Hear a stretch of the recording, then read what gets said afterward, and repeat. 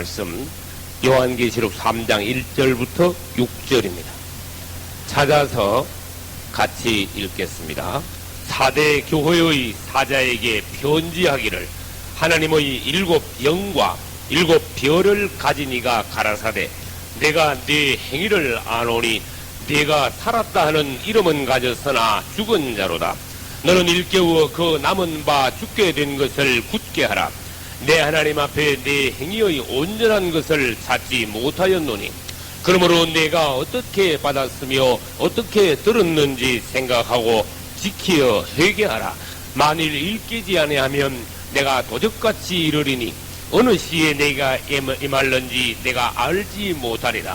그러나 사대 그 옷을 더럽히지 아니한 자 몇 명이 내게 있어 흰옷을 입고 나와 함께 다니리니 그들은 합당한 자인 연고라.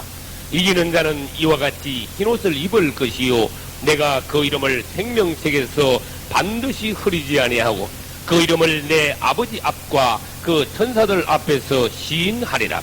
귀 있는 자는 성령이 교회들에게 하시는 말씀을 들을지어다.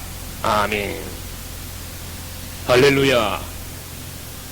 우리는 주일 오후 예배에 요한계시록을 보고 있는 중 오늘은 요한계시록 10번째 시간에 왔습니다. 아시아 7교회 중 5번째 교회인 4대 교회에 왔습니다. 먼저 우리는 교회 이름들을 보면 그 이름이 헬라어로 어떠한 뜻이 있느냐 그것을 먼저 보아야 되겠습니다. 4대라는 말은 남은 것, 또 남아있는 자 또는 회복 이러한 뜻이 있습니다. 다시 말하면 4대 교회는 4대 교회 바로 앞에 있는 두아디라 교회, 그것은 중세 천년 동안 캐톨릭이 지배한 암흑 시대의 캐톨릭 시대 천년 동안을 의미하는데 그 천년 암흑 시대에 대한 하나님의 어떤 조치, 하나님의 어떤 반응, 이것이 언제 나타났는가 하면 1517년 마르틴 루터가 종교개혁을 시작하면서 중세 천년 두아디라 교회에 대한 하나님의 반응이 나타났습니다. 그래서 1517년 이후 이 땅의 교회 시대는 두아디라 교회가 아니라 이제는 무슨 교회 시대다? 4대 교회 시대가 되었습니다. 그래서 4대 교회를 다른 말로 하면은 종교개혁 교회다 이렇게 말을 할 수 있어요. 그것을 줄여서 뭐라고 말하느냐, 종교자는 빼고 개혁교회 시대다 이렇게 말을 할 수 있어요. 개혁, 질문합니다. 개혁이 뭡니까? 예? 그렇죠. 새롭게 바꾸는. 그래서 본래의 모습을 회복하는 거예요. 우리는 뭔가 신앙생활 하면서 내가 최고다, 내가 잘한다, 저 사람 같이 해라 그러지 말고 기준을 어디에 둬야 되는가 하면은 우리 주님이 기준이에요. 할렐루야. 두 번째, 성경에 딱 맞아야 돼. 성경이 기준이에요. 모범이에요. 할렐루야. 세 번째, 교회 생활은 물어볼 것 없이 사도들이 존재했던 초대교회가 교회의 시대의 교회의 모델입니다. 할렐루야. 그렇기 때문에 성경에 66권 중에 뭐가 있어요? 교회 모델을 보여주기 위해서 사도행전이라는 책이 있어요. 그래서 우리는 사도행전을 읽어보면은 교회는 이런 것이다, 교회 생활은 이렇게 해야 되는 것이다, 정말로 은혜가 충만한 교회 시대는 2000년 전에 이러했다, 교회 시대의 본 모델을 보여주신 것이. 그런데 이 에베소 교회부터 시작해가지고 완전히 초대교회를 회복한 시대는 없었어요. 이제 우리는 다음 주에 빌라델피아 교회를 할 텐데 빌라델피아 교회가 잠깐 반짝 초대교회를 회복하는 듯 하다가 다시 라오디게아 교회로 내리막을 만났단 말이에요.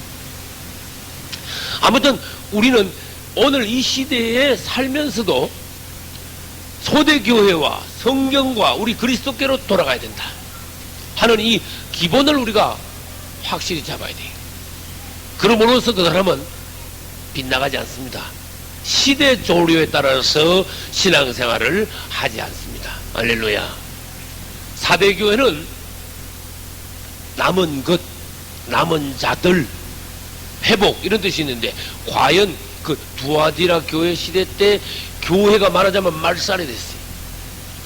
캐토릭의 어떤 횡포로 인하여서 성경은 닫히고 전도의 문은 막히고, 그 다음에 교회는 빛을 잃고 신실한 그리스도인들은 마구 죽임을 당했어요.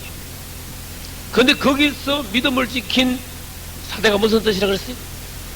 남은 자들이 주님의 교회의 본래의 초대교회의 회복을 위하여서 일어나기 시작한 것이 4대 교회의 역사의 시작이 됐다. 그래서 4대 교회라는, 4대라는 뜻이 남은 것, 남은 자들 회복.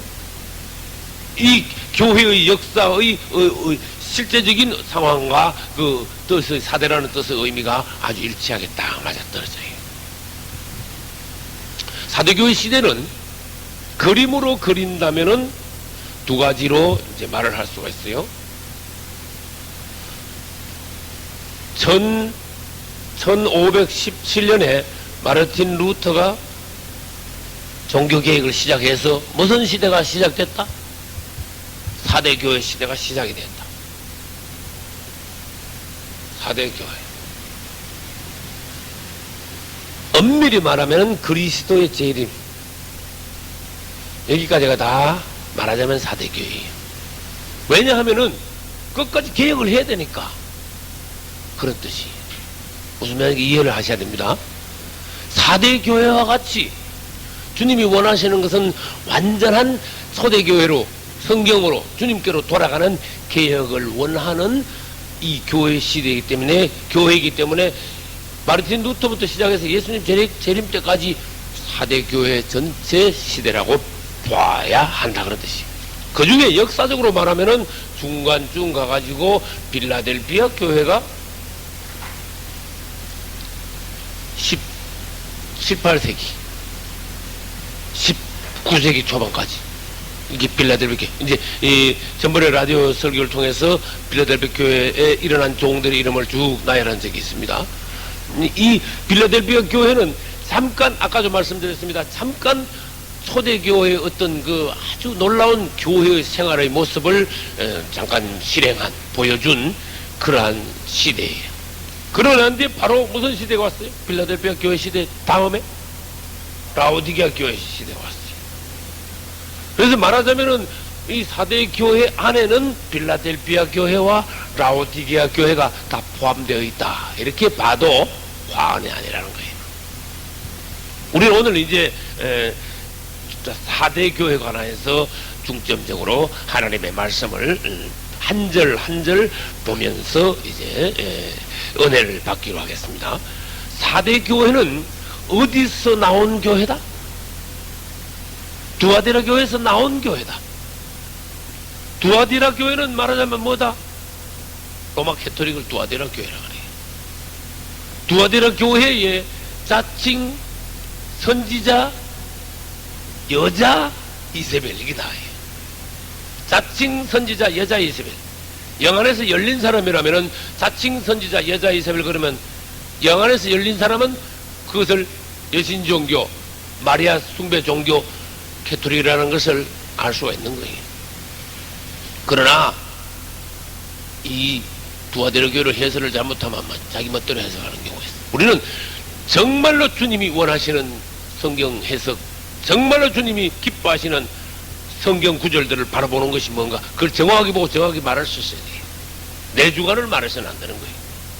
이 땅에서 누가 성경을 말하면서 가장 하나님의 뜻에 합당하게 말하느냐, 가장 훌륭한 종이, 할렐루야. 그분의 심장을 가지고 있어야 돼. 그분의 안목을 가지고 있어야 돼.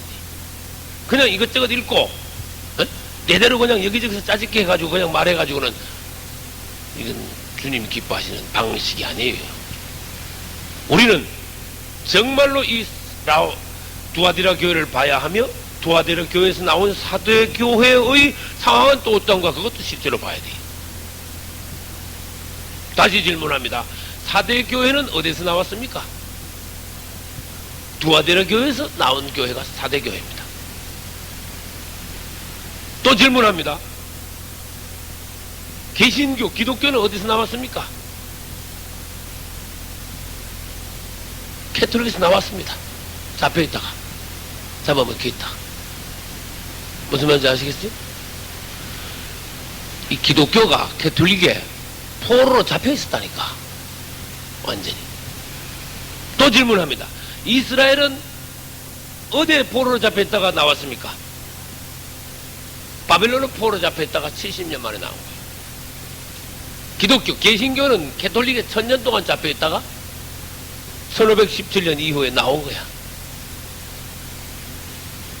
이 성경에서 말씀하시는 깊은 이렇게 비유의 진리예요. 근데 우리 주님께서는 이 4대 교회를 향하여 뭐라고 말씀하시는가 하면은, 사대 교회를 향하여서 그분 자신을 소개할 때 어떻게 소개했어요? 하나님의 7 영과 7 별을 가지신 우리 예수님은 하나님의 7 영이시며 또 7 별을 가지신 분이시다. 왜 사대교회를 향하여 이런 말씀을 하셨을까? 사대교회는 이런 주님이 필요하다. 이러한 주님의 은혜가 필요하다. 할렐루야. 이 두아디라 교회에서 나오면서 완전히 개혁을 이루기 위하여서 본래의 하나님께서 기뻐하시는 혁신적인 교회가 되기 위해서는 뭐가 필요하다? 7 영, 7배로 강화된 성령의 능력이 필요한 것이다. 그 다음 7 별. 7 별은 우리는 벌써 1장에서 했습니다. 7조 때는 7 교회예요. 7 별은 뭐요? 7 교회의 7 사자니라. 사자는 뭡니까? 그 교회를 인도하는 종이다 그런 뜻이야. 그 7 영은 정말로 사대교회가 개혁을 확실히 이루려면 7배로 강화된 영이 필요해요. 여러분들이 신앙이 회복되려면 평소의 어떤 영보다 7배로 불타는 영이 필요하다. 할렐루야. 여러분 자신에게서 나오는 어떤 혼적인 열심 이런 거 말고 주님으로부터 그만큼 충만한 성령의 7배의 능력을 받아야 된다. 그런 말씀이에요. 그 다음 4대 교회가 온전한 개혁을 이루기 위해서는 7 별이 있어야 된다. 이 빛나는 훌륭한 뛰어난 적극적인 전적인 하나님 앞에 선 종들이 필요하다 그런 뜻이에요. 이제 그 다음에 하나님께서 뭐라고 말씀하시는가 봅시다. 3장 1절입니다. 아직도 7 영과 7 별을 가지신 이가 가라사대 내가 너의 행위를 아노니. 주님은 안다 그러셨어요. 할렐루야. 내가 너의 모든 것을 아노니. 내가 살았다 하는 이름은 가졌으나 죽은 자로다. 그렇게 말씀하셨어요. 이건 무슨 뜻인가 봅시다. 완전히 캐톨릭에 잡혀있던 교회가 나오긴 나왔어요. 나왔는데 나와가지고 이 개혁교회가 아주 교회단 모습을 회복한 게 아니고 교회 둥 마는 동에 살았는지 죽은지 그렇지. 이름은 살았는데 실상은 죽은 교회다. 이 결론을 말하면 뭡니까? 캐톨릭에서 나오기는 나왔지만은 나왔는데 죽은 교회다 그런 뜻이. 안 나오는 것보다 낫지요. 그러나 나왔지만은 하나님께서 보시기엔 죽은 교회다 그런 뜻이. 여러분들이 불교인이면은 바로 지옥 갑니다. 여러분 그리스도인이 되어야 됩니다. 이방 종교에서 여러분들이 나와야 됩니다. 사단의 손에서 나와야 됩니다. 애굽에서 나와야 됩니다. 그러나 이방 종교에서 아무리 나왔다 해가지고 바로 하나님께서 기뻐하시는 적극적인 그리스도인이 바로 된다는 것은 아는듯이. 그래서 이름은 살았는데 이스라엘이 바벨론에 70년 포로로 있다가 70년에 의해서 귀한 영이 내려서 이스라엘 사람들 남아있던 수만 명이 본국으로 돌아왔습니다. 그래서 다시 성전을 건축하고 이스라엘 국가를 세웠습니다. 그러나 이전 다윗과 솔로몬 시대 또 솔로몬이 건축한 그 성전에 비해서 포로에서 돌아온 그 이스라엘은 말이 이스라엘에 죽은 이스라엘 같다. 그런 뜻이에요. 무슨 말인지 아시겠죠? 성전은 말이 성전이지. 그 솔로몬 성전 되면 너무너무 초라하다. 그럼 너무나 보잘것없다. 형편없다는 뜻이에요. 그와 마찬가지로 같은 일이 수천 년 뒤에 또 발생했습니다. 이 기독교가 캐톨릭에서 나오긴 나왔지만은 하나님께서 보시기에 초대 교회에 비하면은 이 개신교, 오늘날 이 기독교가 죽었다. 그런 뜻이에요. 우리는 하나님의 눈으로 실상을 봐야 돼요. 주님이 뭐라고 말씀하시는가 그걸 잘 들어야 돼요. 오늘날 우리가 한국 기독교가 어떠하니 그런 것은 내 말이지 하나님의 말씀이 아니에요. 한국 기독교가 막 충만하고 폭발적이고 막 선교사가 떴고 열심이고 막 아주 어떤 그것은 내가 하는 말이야. 주님은 성경에서 뭐라고 말씀하셨는가만 오늘날 이 교회가 4대 교회 연장선상에 있으면서 라오디게 교회 시대예요. 그러므로 오늘날 이 교회는 말이 교회지 죽은 교회다. 하나님이 이렇게 말씀하시는 걸 우리는 알아야 됩니다. 이 4대 교회를 통해서는 주님께서 교회가 계신 교회가 죽은 교회다. 또는 라오디게아 교회를 통해서는 라오디게아 교회는 어때요? 칭찬 들었습니까? 꾸중만 들었어. 라오디게아 교회는 어떤 꾸중을 들은지 아세요? 특징이 차지도 않고 덥지도 않고 미지근히 밍밍거리 믿는 것도 아니고 안 믿는 것도 아니고 네? 말하자면 살은 것도 아니고 죽은 것도 아니고 이건 하나님이 하신 말씀이에요. 그러므로 이거 정신을 바짝 차려야 돼요. 우리는 무슨 말 해봐야 소용없어. 그 말은 정확한 말이 아니야. 하나님 말씀이 정확한 거예요.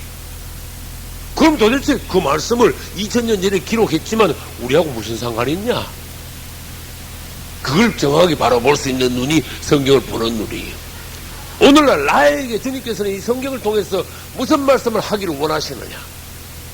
오늘날 이 교회, 이 현 시대에 계신 교회에 기독교회에 주님은 뭐라고 말씀하시냐? 어떤 실상을 우리가 보고 어떻게 주님 앞으로 돌아오길 원하느냐? 실제적인 개혁을 이루길 원하시느냐? 할렐루야. 이걸 보는 사람이 교회를 잘 보는 거예요. 말씀을 잘 보는 거예요. 이걸 제껴놓고 성경을 해설하면서 쓸데없는 소리를 하면서 한국 교회를 자랑해서는 주님께 가서는요, 엉터리야, 넌 네 멋대로 그러지 마. 이렇게 되는 거예요. 아무튼 우리는 하나님의 말씀에 충격을 받아야 됩니다. 너는 살았다는 이름뿐이지 실상은 너는 죽은 자다. 이건 4대 교회의 연장선상에 있으면서 라오디게아 교회에 해당되는 오늘날 이 개신교회, 기독교회에 향하여서 주님께서 하신 말씀이에요. 다시 반복합니다. 그것은 이스라엘이 바벨론 포로에서 돌아왔지만은 이스라엘이 회복되긴 포로에서 돌아오긴 돌아왔지만 이스라엘 나라가 세워진 것도 아니고 안 세워진 것도 아니고 성전을 세웠지만 솔로몬 성전이 되면 이 성전 긴 것도 아니고 아닌 것도 아니고 형편없이 됐다는 뜻이죠. 우리 주님 얼마나 답답하시겠어요. 그래서 우리는 주님께서 말씀하시는 실상을 바라고 내 자신을 바로 봐야 됩니다. 3장 1절 끝부분을 보겠습니다. 내가 너의 행위를 안다. 네가 살았다 하는 이름만 가졌으나 이름만 가졌지 너는 죽은 자로다. 또 다른 말 해볼까요? 죽어가는 자로다. 죽은 자는 다른 말로 죽어가는 자. 완전히 지금 100% 완전히 끊어진 게 아니고 죽어가는 자로다. 죽은 것은 사망입니다. 죽어가는 것은 사망이 충만한 겁니다. 반대는 생명입니다. 다른 말로 하면은 오늘날 이 개신교가 껍데기는 있는데 안에 생명이 없는 걸 말이에요. 질문을 합니다. 중요한 질문입니다. 주님이 말씀하셨습니다. 죽어가는 교회, 죽은 교회라니까 우리는 이 주님의 말씀을 다시 한번 엄밀히 해봅시다. 다시 한번 상고를 되씹어 봅시다. 죽은 건 사망입니다. 사망이 뭡니까? 그렇게 물어야 돼. 오늘날 교회 안에 사망이 있대. 이방 종교 안에나 이 세상에 안 믿는 사람들한테 사망이 있다고 그러시고 교회가 죽어가고 있대. 교회가 죽은 교회래. 이거 교회 안에 사망이 있다는 말은 이건 고통 말씀이 아니에요. 사망이 뭡니까? 그렇게 말해야 돼요. 우리 안에 이 사망이 있으면 큰일 나는 거예요. 내 안에는 지금 사망이 없느냐? 우리 교회는 사망의 요소, 사망의 역사가 없느냐? 사망은 그리스도가 아닌 건 다 사망이. 그건 주님이 아니야. 그리스도로부터 나온 것이 아니야. 그건 사단으로부터 나온 것이요 사람으로부터 나온 것이야. 주님과 상관없어. 그건 사망이야. 다른 말로 하면 사망은 사단 그 자체예요. 그래서 교회가 말만 살아있지 죽은 자다. 그 말은 말만 예수를 믿었지 사실은 교회가 사단이 차지하고 있는 걸 말해. 그래서 서머나 교회 보면은 유대인들이 서머나 교인들을 막 핍박을 하죠. 자칭 유대인이라 하나 실상은 그 사람들이 뭐다? 사단의 회다 이랬어요. 맞지요? 그 다음에 사대교회 다음에 무슨 교회입니까? 아니요. 아니, 서머나 교회 다음에. 버가모 교회. 버가모 교회는 세상으로 나가서 세상과 연합한 세상적인 교회야. 세상적인 교회를 보고 하나님께서 뭐라 하냐. 네가 있는 곳은 주님의 보좌 앞이 아니야. 너는 하나님 앞에서 하나님을 공경하고 있는 게 아니라 너는 이름은 교회이면서 어디로 나가 뿌리는가 하면은 세상으로 나가가지고 뭐 밑에 있어? 사단의 위가 사단의 왕좌라 그랬어. 왕이 앉는 의자 있죠. 사단의 보좌. 너는 사단의 보좌 밑에 가 있는 거야 지금. 주님이 그러셨어요. 오늘날 우리가 이런 말씀들을 통해 가지고 눈이 열려 가지고 우리 교회의 실상과 내 자신의 있는 위치를 볼 수 있는 것이 축복입니다. 할렐루야. 우리는 사망이 뭔가 잘 봐야 됩니다. 사망은 주님이 아닌 것입니다. 사망은 사망의 교회는 사람을 살리지도 못하고 키우지도 못하고 기능과 은사를 발휘하지도 못합니다. 사망의 교회는 사람을 천국으로 데려가지 못합니다. 우리는 오전 예배 요한복음 9장을 보면서 주님은 안식일날 즉각적으로 사람을 치료하시면서 소경을 눈뜨게 하심으로써 그 사람에게 즉시 안식을 주셨지만은 유대 종교인들은 그가 수백 번 안식일을 거치는 동안에 그를 눈뜨게 못했습니다. 참 안식을 못 줬습니다. 그에게는 평안이 없었습니다. 죽어가는 교회가 바로 그렇다고. 사람을 살리지 못하는 교회. 우리가 정말로 살아있음으로써 남을 살리는 그리스도인이 돼야 돼요. 할렐루야. 그러면은 사망적인 교회는 뭐가 있긴 있는데 뭐가 있습니까?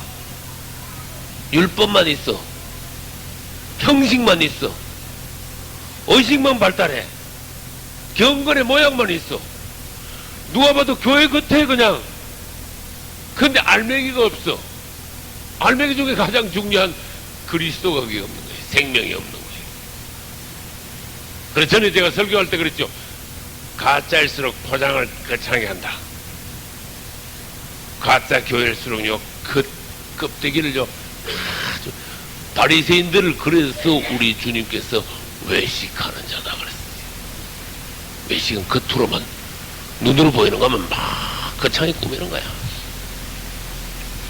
여러분, 내가 이 복장을 말이야, 아주 거창하게 입고 나가지고 여기서 막 목에다가 막 힘을 막 주한테 목소리도 막 이러면서 해봐. 에? 되게 경건한 것 같지? 굉장히 무게 있는 목사님 같지? 그러나 나는 여러분을 살리지 못해. 못 살려요. 이 바리새인들이 막 외식만 무게만 팍 옷만 거창히. 우리는 실제적으로 거기에 주님이 계시냐 안 계시냐 이걸 따져야 돼. 할렐루야. 실제적으로 내 말에 실제적으로 주님이 계시냐 안 계시냐, 내 안에 실제로 그분이 살아계시냐 안 계시냐, 내 설교에 그분이 기뻐하시냐, 그분이 계시냐, 그분의 생명이 있느냐, 이걸 실제로 따져야 돼. 형식적으로 점점 빠져들어감으로써 아무리 처음에 좋은 종교도 나중에는 죽어가는 종교가 얼마든지 될 수 있어요. 유대교가 그렇게 됐어요. 기독교도 얼마든지 그렇게 될 수 있어요.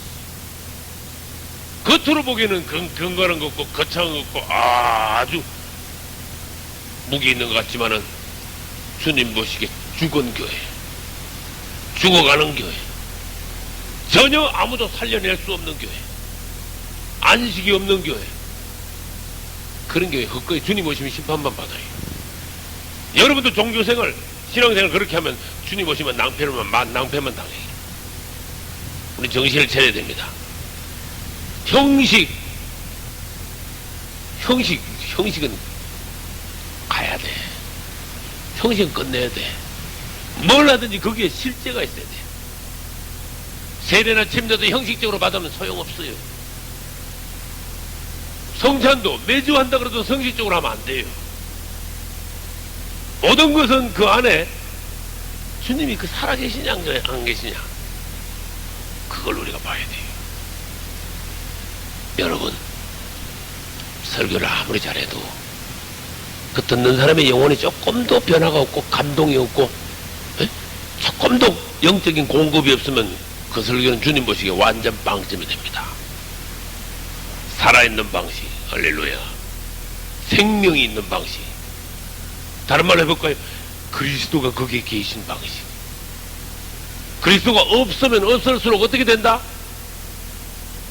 겉으로 뭐 거창하게 한다. 나는 어떤 설교학 책을 읽으면서요, 어느 분이 외국에는 신학자 목사님이신데 설교가 빈약한 교회는 형식만 거창해진다 이래놨어. 이야, 정확한 말을 하시구나. 비유대교가 그랬어요. 개톨릭이 그래요. 오늘날 기독교도 뭔가 그쪽으로 기울어져. 우리는 살아있는 방식, 자꾸 그분을 추구해야 됩니다. 잘못하면 어떤 죽어가는, 굳어버리는 외식적인 종교의 어떤 흐름에 우리가 잘못하면은 휩쓸려 가가지고 나도 모르는 사이에 나중 보면은 껍데기만 신앙생활하고 있어. 그리스도는 어디 가고 없어. 주님 앞에 가서 낭패를 당해. 여러분 기도하십시오. 주님, 나는 살아있는 방식입니까? 당신이 기뻐하시는 신앙생활입니까? 당신이 거기에 계시는 겁니까? 과연? 이걸 질문해 봐야 돼. 우리 주님은 4대 교회를 보시고 하시는 말씀이 4대 교회가 그 1000년 동안 캐톨릭에 붙잡혀 있다가 나오니 그 물을 1000년 동안에 먹었으니, 이스라엘 사람들도 사실은 애굽에 가가지고 수백 년 동안 있다가 나왔지만 완전히 체질이 애굽 체질화 되었어요. 기독교는 캐톨릭에 1000년 동안에 잡혀 있다가 나왔기 때문에 완전히 세포 하나하나가 전부 다 캐톨릭화 돼버렸어. 그 나오자마자 금방 이게 개혁이 안 된 거야. 말하자면 몸뚱아리만 나왔지 모든 세포, 의식, 사상, 교리, 행석 이 다 배어있는 거야 아직도. 이 하나님께서 이스라엘을 애굽에서 끄집어내가지고 가나안 땅 데려가시기 전에 중간에 광야에서 뭐 했습니까? 애굽 체질을 바꾸는데 중점을 두셨어요. 할렐루야. 오늘날 우리가 뭔가 체질을 바꾸는, 죽은 종교적인 체질을 바꾸고 세상적인 체질을 바꾸는 하나님의 체질로 변화되는 그러한 신앙생활이 중점적으로 돼줘야 돼요. 살아있는 방식으로 신앙생활하는 그런 그리스도인이 돼줘야 돼요. 할렐루야. 그 다음에 우리 주님께서 뭐라고 말씀하셨는가 보겠습니다. 2절로 넘어가겠습니다. 너는 일깨워라. 일깨운다 말은 정신 차려라 하는 뜻이. 그 남은 바 죽게 된 것을 굳게 하라. 내 하나님 앞에 내 행위의 온전한 것을 찾지 못하였노니. 하나님이 보셔도 네가 개혁교라고 말만 개혁하지 온전한 게 하나도 없다. 그게 아주 보통 사건 아니에요. 내가 어느 집사님을 불러가지고, 집사님, 내가 담임 목사로서 집사님의 신앙생활 하는 거 보니까 잘하는 게 하나도 없어. 그 집사님 보통 사건이 아닌 거야. 집사님은 내가 보기에 점수를 주려고 그래도 점수가 줄 데가 없어. 모든 것이 온전한 것이 하나도 없어. 개혁교회가 그렇대. 하나님의 눈으로 보니까 이것도 불완전하고 저것도 걸렸고 저것도 틀렸고 이것도 아직 안 됐고 온전한 것이 하나도 없대. 하나님이 그러셨어요. 그러면 오늘날 신앙생활을 그렇게 하는 사람들이 얼마든지 있다 그런 말씀이에요. 그런데 그 까딱까딱한 죽을 똥 하던 까딱까딱 하는 거 보고 그거라 굳게 잡고 있어라. 그거라도 굳게 잡아. 그거라도 놓치면 너는 완전 사망이 돼버린다. 남은 바 죽게 된 것. 이것은 4대 교회가 캐토릭에서, 개신교회가 캐토릭에서 나온 아주 그 최소한의 어떤 살아있는 것, 최소한의 어떤 주님이 인정하시는 것, 이거라도 붙잡아라 그런 뜻이지. 그것은 캐톨릭에서 인정하지 않는 마르틴 루터가 나오면서 종교 개혁을 하면서 뭐를 기치를 들고 종교 개혁을 했는가 하면은 구원받는 것은 고행을 하거나 선행을 하거나 율법을 지켜서 구원받는 것이 아닙니다. 캐토릭 방식으로 사람을 구원시키려는 것은 성경적이 아닙니다. 사람은 단순히 예수 그리스도 그 이름을 믿음으로 구원받는 겁니다. 할렐루야. 믿음으로 구원받음. 이걸 다른 말로 해가지고 이신득의, 이신득의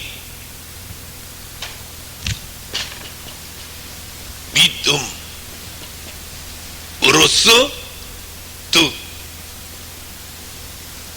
얻을 득자, 의롭다함을 얻는다. 이신득이.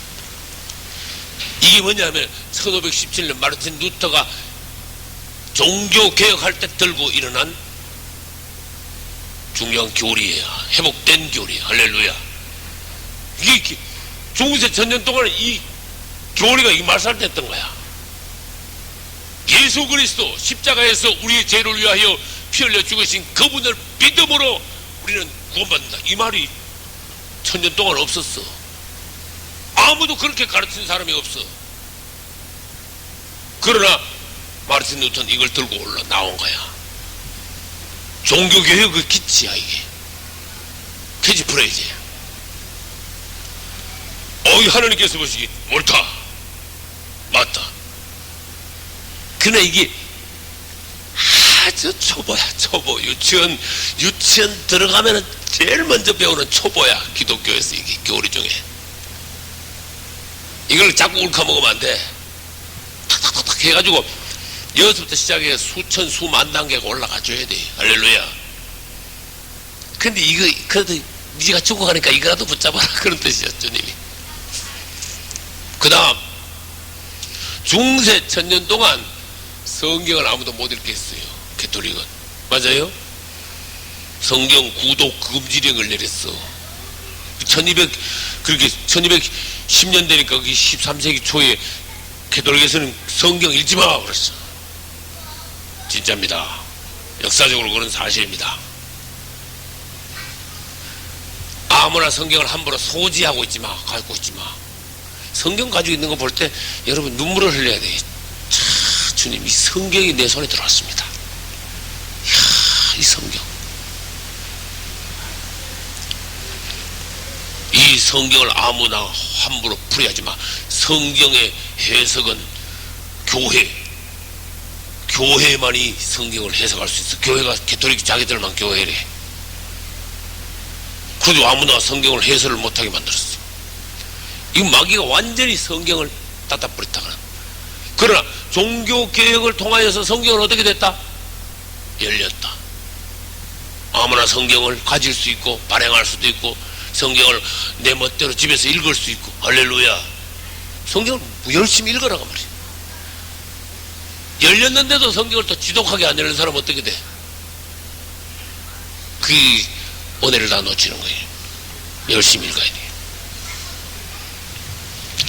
믿음으로 구원받는 것, 성경이 열린 것, 이런 것이 뭐냐? 최소한의 것이야. 개혁교회의 최소한 남아있는 것이. 그거라도 붙잡아라. 그렇지 않으면 너는 영영 죽어버린다. 그래서 아까 2절에 뭐라고 말씀하셨어요? 2절. 너는 읽고 그 남은 바 죽게 된 것을 굳게 하라. 그 초보적인 교리나 그래도 성경을 너희들이 그 읽을 수 있고 소지할 수 있는 그 축복을 너희들이 잃어버리지 마라. 그리고 너희들은 그걸 알아라. 하나님 보시기에 너의 모든 것이, 모든 행위가 온전한 것을 찾아볼 수가 없구나. 온전한 것을 찾을 수가 없구나. 모든 것이 미완성의 상태예요. 무슨 말인지 알겠죠? 하나님께서 아무리 점수를 주려고 해도 완전한 것이 초대교회는, 개혁교회는 하나도 없었어요. 그래서 이 4대 교회야말로 불행한 교회, 죽어가는 교회, 죽은 교회. 오늘날 신앙인으로 말하면 믿는 것도 아니고 안 믿는 것도 아니고, 애굽에서는 나왔지만 가나안 땅에 못 들어가고, 중간에서 완전히 왔다 갔다 하다가 끝나는 그런 교회. 4대 교회, 개혁교회. 그 다음에 보겠습니다. 그러므로 3절. 내가 어떻게 받았으며 어떻게 들었는지 생각하고. 네가 어떤 은혜를 받았느냐. 말하자면 애굽에 있다가 너 나왔지 않느냐, 그런 뜻이. 어떻게 하나님께서 축복을 하셨느냐. 잘 생각해라.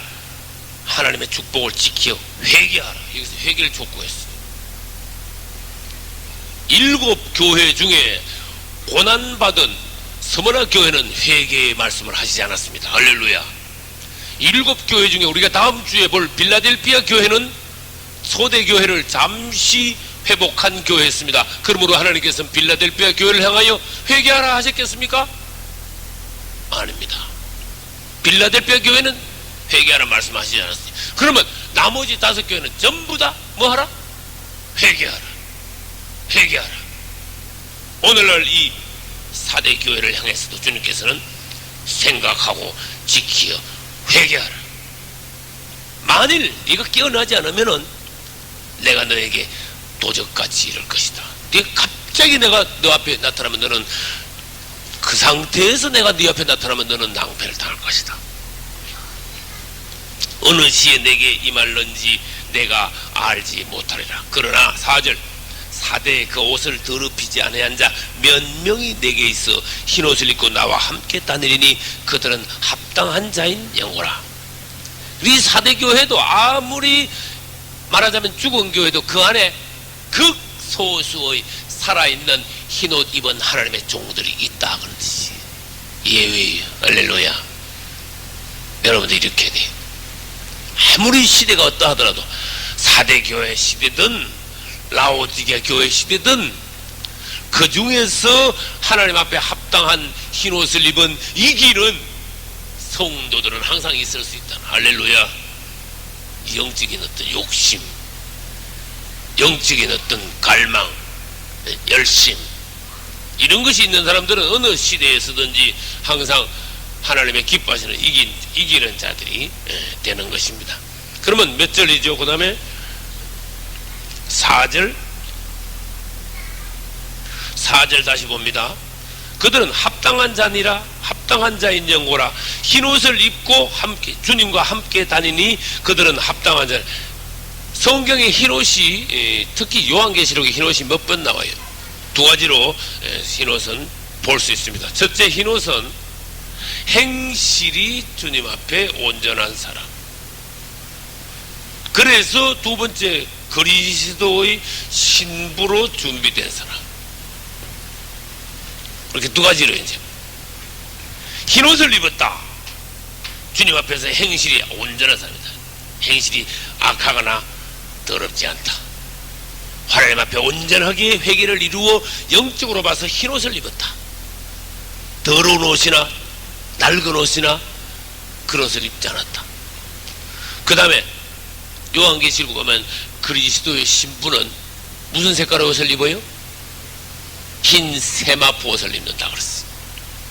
그래서 흰 옷을 입은 사람은 영적으로 그리스도의 신부의 자격을 갖추었다. 할렐루야. 이 이제 4대 교회에 주님께서 여러 가지 단점 지적하는 그런 면을 말씀하셨어요. 먼저 그러면 4대 교회가 지금까지 주님께서 말씀하시는데 어떠한 단점이 있는가? 무엇을 지적하셨는가? 첫째, 4대 교회는 개혁한 교회지만 불완전한 개혁을 했다 그랬을 때 있어요. 개혁을 했는데 무슨 개혁? 불완전한 개혁. 주님 보시기에 개혁이 완전하지 못해. 모든 것이 시원치 않아. 온전한 것이 하나도 없어요. 두 번째, 주님이 도적같이 오신다는 말씀을 여러분들은 잘 깊이 생각해 봐야 돼. 왜 도적같이 오신다 그랬을까? 잠자고 있으니까 그래. 영적으로 아직도 깨어나지 못해서. 그래서 일깨어라, 회개하라. 일깨어란 말은 두 번 말씀 나왔어. 일깨라. 잠자고 있으니까 일깨라 그래. 정신 차리고 깨어 일어나라. 도적같이 오신다. 깨어있는 사람 보고 도적같이 오신다면 말이 안 되거든. 그래서 이 4대 교회는 잠자고 있는 교회구나 알 수가 있어요. 그 다음 역사적으로 봐서 4대 교회는 분열교회 시대예요. 무슨 말인지 아세요? 4대 교회로부터 시작하여 교회가 적극적으로 본격적으로 분열이 됐어요. 원래 교회가 제일 처음 분파가 생긴 것은 초대교회 시대 때 고린도 교회에서 네파로 갈라져 그때부터 교회 안에 분파가 있었어요. 그러나 그 분파는 아주 심각한 것은 아니었습니다. 분파는 있지만 그래도 그 사람들은 같은 교회에 모였습니다. 그러나 4대 교회 이후의 교회가 분열됐더니 이제는 같이 모이지도 않았습니다. 희망교회는 같이 안 모이고 이 사람 저 사람 각 팀마다 모이면서 서로가 물고 뜯었습니다. 그런 시대가 시작됐어요. 그리고 4대 교회 시대의 가장 큰 단점이 뭐냐? 교회가 분열됐다는 거예요. 그래서 다른 말로 하면 그것은 바벨론, 교회의 바벨론 시대야. 바벨론의 원칙은 뭡니까? 분열과 혼돈이. 이게 뭔가 분열됐다. 분열되면 따라서 거기는 혼돈이 와요. 또 분열되고 혼돈한 걸 뭐냐? 하나님의 저주예요. 바벨론은 하나님의 저주하심으로써 팍삭 깨져가지고 흩어진 거야. 사단한테 팔린 거예요. 이 교회가 4대 교회 시대부터 시작해가지고 적극적으로 분열되기 시작했습니다. 오늘날까지 그 핵분열은 계속 오늘도 뭔가 어딘가 갈라졌어. 지금 그걸 알아야 돼요, 여러분. 이 땅에서 오늘도 교회가 어디 갈라지고 있어. 교단이 어딘가 새로 생기고 있어. 싸움을 하고 있어. 이 주님 보시기에 심각한 거란 말이에요. 교회가 갈라진다는 것은 여러분이 천국 가서 생각하면 이건 상상도 못할 일이 교회가 갈라지다니. 몸을 찢어놓는 거야. 그리스도의 몸을 찢어놓는 거예요. 교회가 갈라지는 거는. 캐톨릭은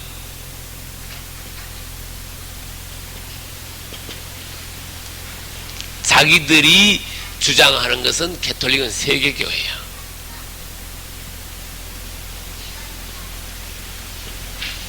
우주교회. 캐톨릭이라는 자체가, 캐톨릭이라는 그 의미 자체가 우주야, 우주. 자기는 우주적인 교회다 이거야. 세계적인 교회다. 에? 그렇지만 이 안에 뭐가 세계적인 단어는 좋은 거지. 그러나 이 안에 뭐가 있느냐? 세계적인 교회가 좋은 것 같지만은 온 땅에 있는 모든 종교를요, 세상 말로 짬뽕화 시킨 교회가 돼버렸어. 그 안에는 유교적인 요소, 동방 바벨론 종교적인 요소, 불교적인 요소, 기독교적인 요소 다 들어있어. 그 안에. 그 중에 가장 튀어나오는 것이 가톨릭 안에는 기독교적인 요소가 가장 농후해. 그래서 캐톨릭을 기독교라 그래. 캐톨릭도 기독교야. 근데 이 세계적으로 캐톨릭은 갈라지지 않았습니다. 세계에서 하나입니다. 근데 전번에 우리가 했습니다. 루터교, 성공회,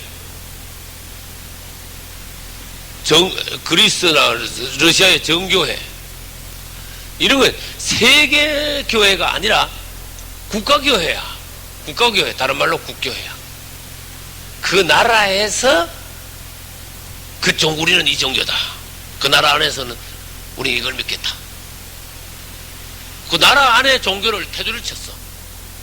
그래도 희한한 일이 벌어졌습니다. 영국엔 성공회다는, 영국 여왕이요 성공의 우두머리야. 여왕은 정치적인 머리지 종교적인 수장이 머리가 될 수는 없는 거예요. 그런데 영국 성공회의 수장은 머리는 영국 여왕입니다.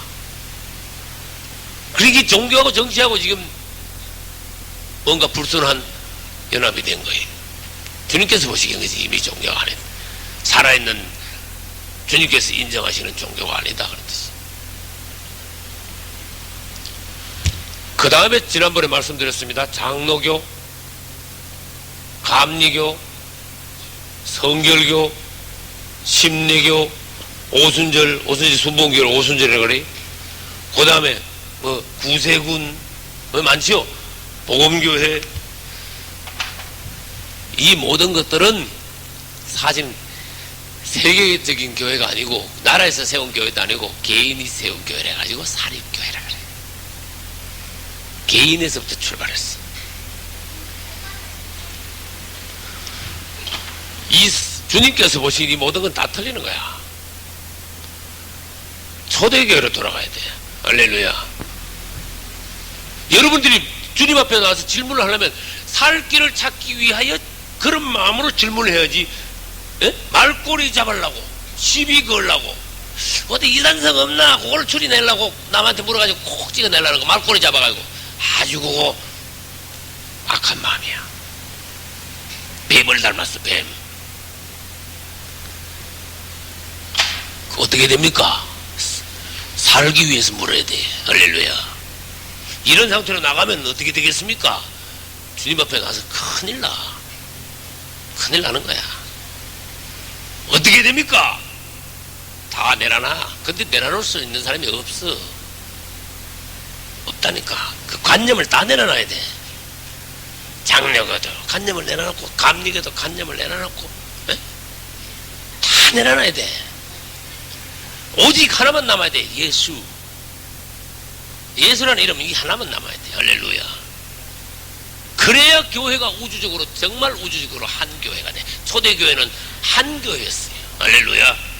초대교회는 절대로 하나였어요. 하나.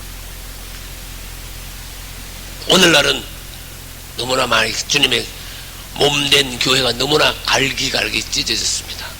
어디서부터 나왔다 그랬어요? 이게 4대 교회에서 이게 본격적으로 교회의 분열, 교단, 교파의 분열이 핵분열같이 시작된 이 상황을 볼 수 있는 사람이 누구냐 그 말이에요. 주님의 심장과 주님의 안목으로 이 심각성을 누가 볼 수 있냐 그런 뜻이 사대교에서부터 나왔어요. 그래서 이것을 먼저 보는 게 중요합니다. 아, 여기서 나와야 되구나. 내 백성아, 거기서 나오라. 거기서 나오라. 이거 아무데나 찍어 붙이면 안 돼요. 어디서 나오라는 얘기야 지금. 거기서 나오라. 어디 그 말씀 있는데? 계시록 18장. 거기가 어딘데? 큰 성 바벨론. 큰 성 바벨론이 뭔데? 이 타락한 분열된 모든 캐톨릭을 큰 음녀라고 보면은 큰 음녀의 딸들 막 타락한 많은 그 종파들, 예? 이 타락한 그 덩어리 그 관념에서 나와야 된다는 뜻이야. 내 해석은 틀리지 않습니다. 그러면 당신이 성경을 똑바로 봤으면 어디서 나오라는 뜻인가? 당신이 책임지고 말해봐라. 당신이 틀리면 당신 말에 책임을 져라. 나와야 돼. 우리는 이런 데서. 할렐루야. 주님이 기뻐하시는 거야. 맞죠? 하나님께서 이런 걸 기뻐하시는 거야. 아, 우리는 교파 의식을 내려놓고 나와 주님께로 가야 된다. 초대교회를 이 땅에 1년도 좋다 10년도 좋다. 오늘날 주님 재림하시기 전에 마지막으로 이 땅에 초대교회의 그 아름다운 하나님 기뻐하시는 그 모습을 우리는 잠시라도 회복을 해야 된다. 여기서라도 회복하자. 할렐루야. 이런 마음을 갖는 것이 벌써 하나님 앞에 50점 받은 거야. 벌써 점수가 나오는 거예요. 이 본 것 자체를 하나님이 기뻐하시는 거예요. 그래서 이런 상황을 이 아시아 7교회 안 할 때 언제 봅니까? 이런 걸. 특히 오늘 무성교회 사대교회 공부하면서 이런 거 뭘 봐요? 지금 읽고 그냥 몇 마디 좀 하다 마칠까? 하나님께서 기뻐하시는 방식으로 우리는 성경을 봐야 됩니다. 분열, 교단의 분열은 바벨론이다. 분열은 축복이 아니라 저주다. 무슨 말인지 알겠죠? 분열에 가담하지 말라. 할렐루야. 화합하는데 앞장서라. 오늘날 교회가 뭐 연합회다 뭐, 에? 교회가 뭐 서로 뭐 합친다 뭐. 말만 그러지 마라. 어떤 주의종이 글을 읽었는데 요즘 교단들이 뭐 연합한다 그랬는데요. 제가 보니까 그래놨어. 어떤 종이 담을 이렇게 쳐놓고요. 한 사람은 여기 섰고 한 사람은 여기 서가지고 담이 높으진 않대요. 담이 너무 높으니까 담 좀 흐릅시다 이러고 흐르는데 담이 요 가슴 밑에까지 왔나봐. 그래가지고 담 너머로 손을 내밀더니 아이고 우리 잘 좀 지내봅시다. 담 너머로 손만 내밀어가지고 박수를 하는 모습이 요즘에 기독교의 연합의 모습인 것 같습니다. 일어나서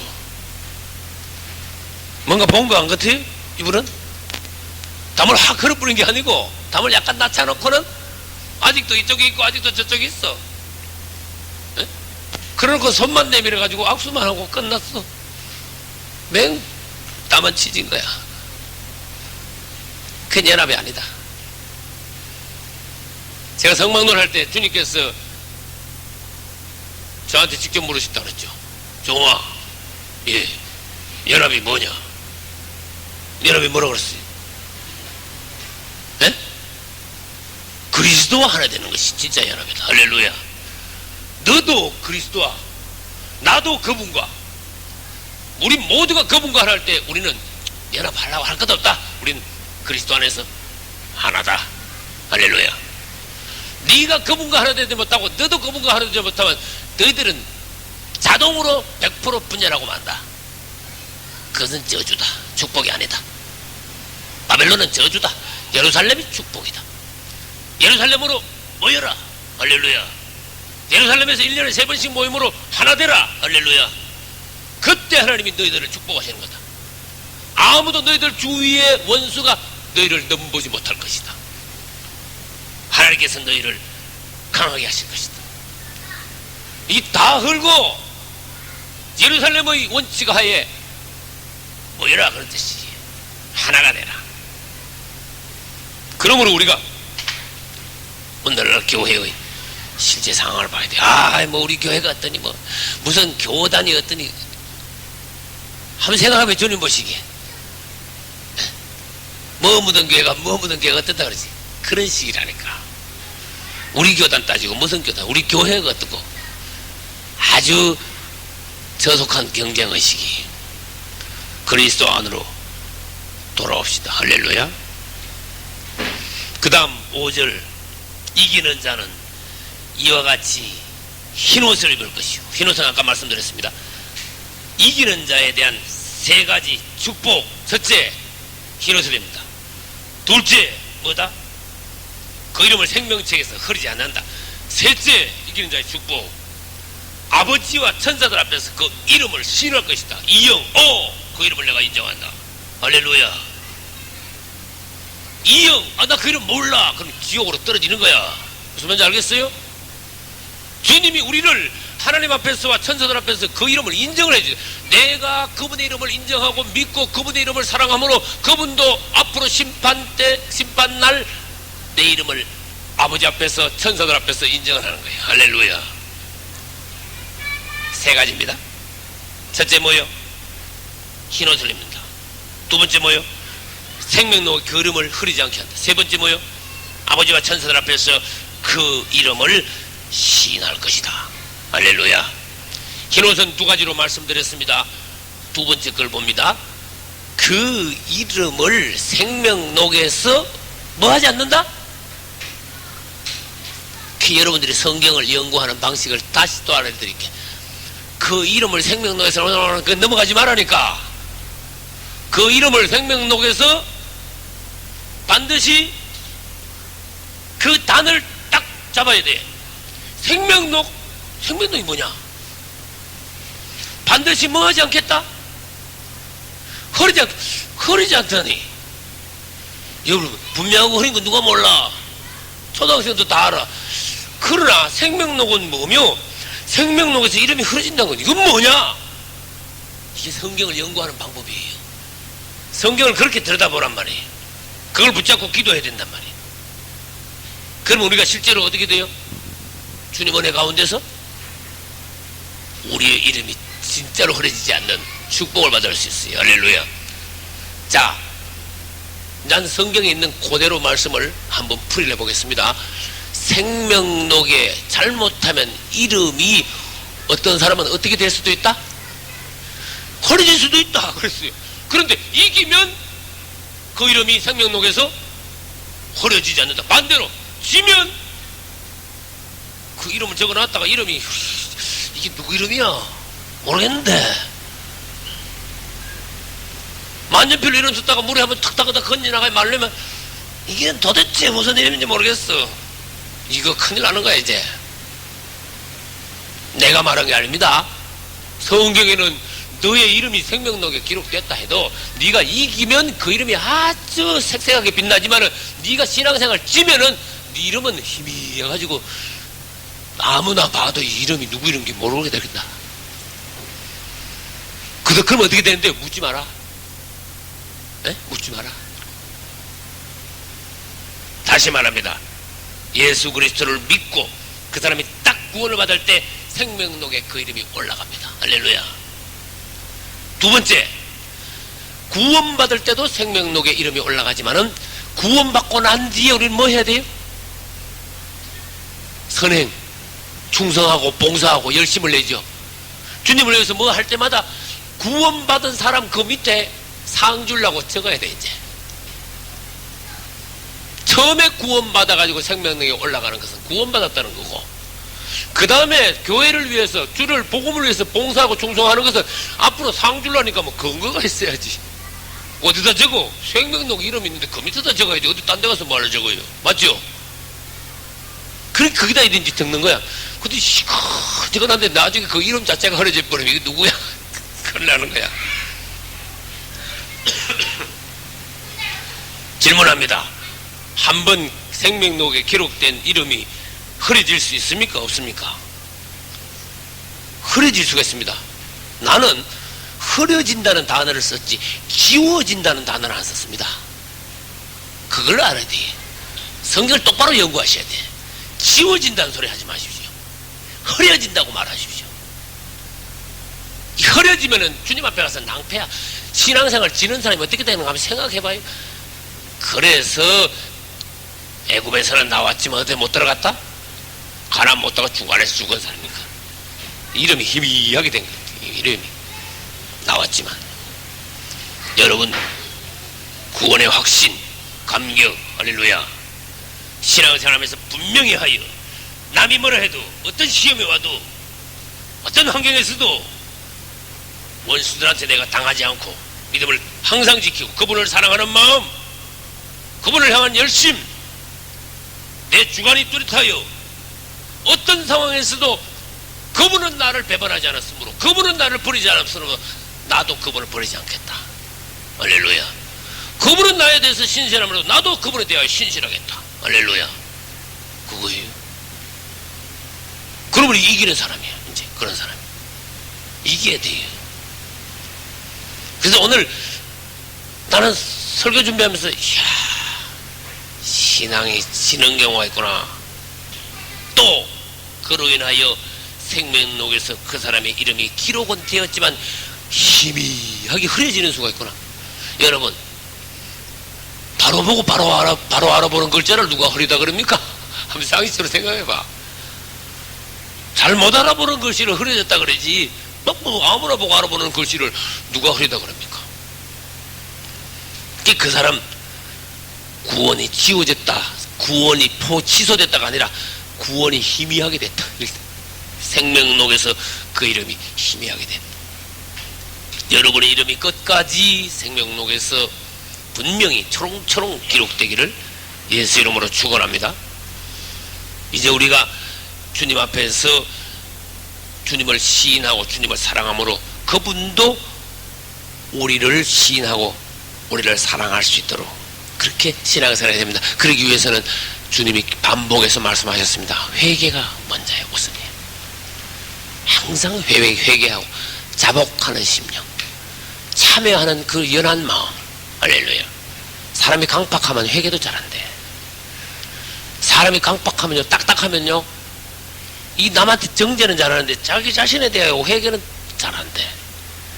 이게 주님 보시기에 불행한 거예요. 우리 주님은 계속해서 회개를 말씀하셨습니다.